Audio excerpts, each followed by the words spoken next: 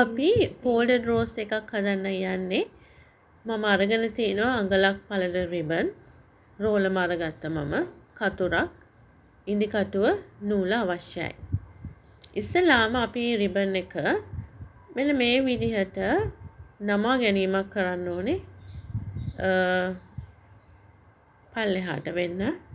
ඊට පස්සේ අපි මේ රිබන් එක උතා ගැනීමක් කරනවා අර රෝස මලේ මැද කොටස හදන්න ඕනේ නිසා.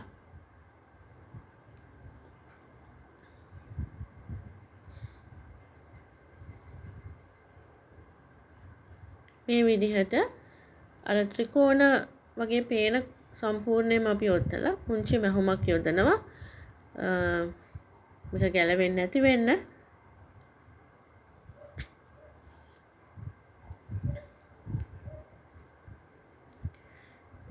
අපි දැන් ඊළඟටත් පිටිපස්සට මේ රිබන් එක ආයෙත් නමනවා අර වගේ ත්‍රිකෝණ හැඩයක් වගේ එන්න නිසා. නැවතත් උතා ගැනීමක් කරනවා.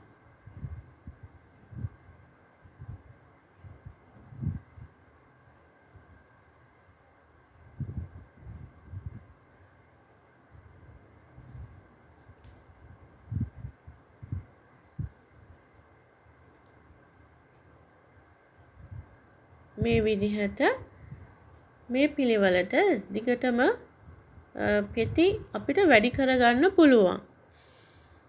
අපිට මල කොච්චරක් ලොකුවට ඕනේද ඒ විදිහට අපිට පෙති වැඩි කරගන්න පුළුවන්. මේ විදිහට නමලා මල වටේ ඔත පෙති සකස් කරගන්න පුළුවන්. ඒ වගේම අමතක කරන්න එපා මැහුමකුත් යොදන්න, නැත්නම් ඒක බුරුල් වෙන්න පුළුවන්.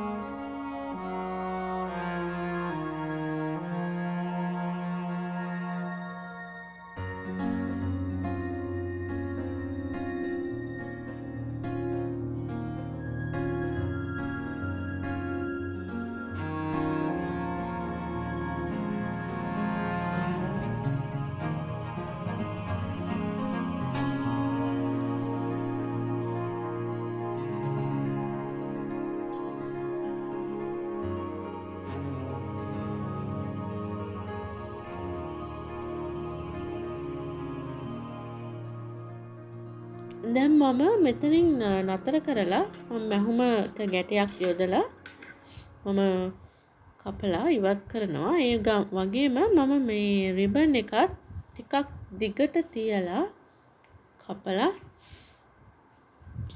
මල වෙන් කරගන්නවා. දැන් මේ විදිහට කපලා ඉවත් කරගත්තට පස්සේ ඔගොල්ලෝ කැමති නම් ඒ විදිහටම දිගට රිබන් එක වැඩිපුර තියලා අපිට නිර්මාණයට එකතු කරගන්නකොට ඒකෙන් පෙති තව එකතු කරගන්න පුළුවන් නිර්මාණයේදී.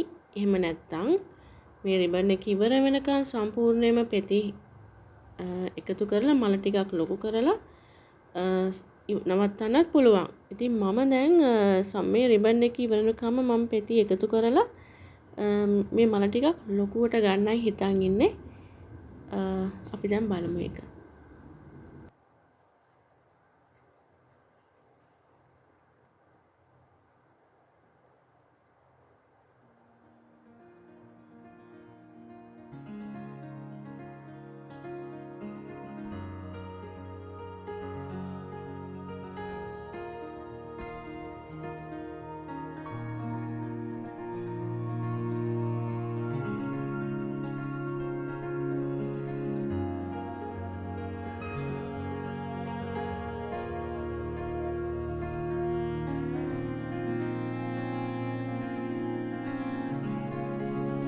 හරි. දැන් මම මේ මල හදලා ඉවරයි.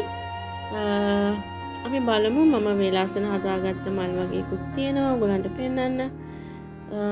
මේ සුදු පාට මල අඟල් පළල රිබන් වලින් හදලා තියෙන්නේ. මේ රෝස පාට එක අඟල් භාගය රිබන් එකකින් මම මේ හැම එකේම දිගට ටිකක් වැඩිපුර රිබන් එක තියලා තමයි ඉතුරු කරලා තියෙනවා. ඔයගොල්ලොත් ගෙදරදී හදලා බලන්න. ඔයගොල්ලන් ස්තුතියි මගේ වීඩියෝ එක බලුවට. කමෙන්ට් කරන්න මොනවා හරි ප්‍රශ්න තියෙනවා නම් අහන්න. හැමෝටම සුබ දවසක්.